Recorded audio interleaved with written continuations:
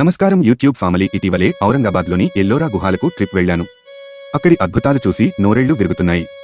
ఈ వీడియోలో నా ఎల్లోరా గుహాల అనుభవాన్ని మీతో పంచుకుంటాను. ముందుగా నా ఛానల్ లైక్ చేయండి, షేర్ చేయండి, సబ్స్క్రైబ్ చేసుకోండి. భారతదేశంలోని మహారాష్ట్ర రాష్ట్రంలోని ఔరంగాబాద్, ప్రస్తుతం ఛత్రపతి సంభాజీ నగర్ లో ఉన్న ఎల్లోరా గుహలు ఒక అద్భుతమైన ప్రదేశం.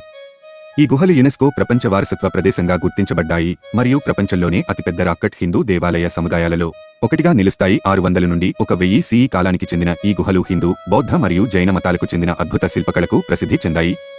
ఈ సముదాయంలో 100కి పైగా గుహలు ఉన్నాయి. వీటిలో 34 మాత్రమే ప్రజలకు అందుబాటులో ఉన్నాయా. ముఖ్యమైన గుహలు కైలాస దేవాలయం, ప్రపంచంలోనే అతిపెద్ద ఏకశిలా శిల్పం, శివునికి అంకితం చేయబడింది. దశావతార గుహ విష్ణువు యొక్క 10 అవతారాలను చిత్రీకరించే శిల్పాలకు ప్రసిద్ధి చెందింది. తిసానాథ్ గుహ జైన తీర్థంకరుడు తిసానాథ్కు అంకితం చేయబడింది. నీలకంఠ గుహ శివునికి అంకితం చేయబడింది. శిల్పాలతో నిండి ఉంది. ఎల్లోరా గుహలు ఒక అద్భుతమైన ప్రదేశం. ఇది భారతదేశపు సంస్కృతి మరియు చరిత్రకు ఒక అద్భుతమైన ఉదాహరణ.